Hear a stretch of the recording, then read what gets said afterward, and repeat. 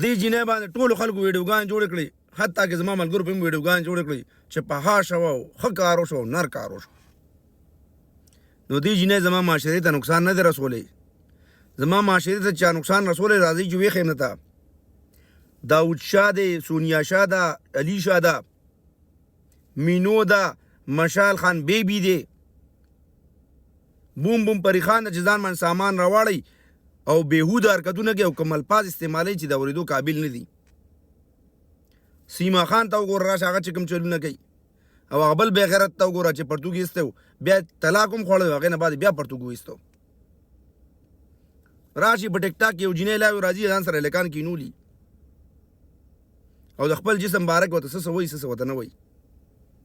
وایي ما ته ګفټینګ وکړئ، واټساپ ته به درشم، پنشمنټ به ته وکړم. په هغې باندې څه ووایي، دا خلک زما د معاشرې تباهي ده، په هغې خبره وکړئ. ژوندي پیرغوانانو پسې لګیا شئ، مړه پرېږدئ.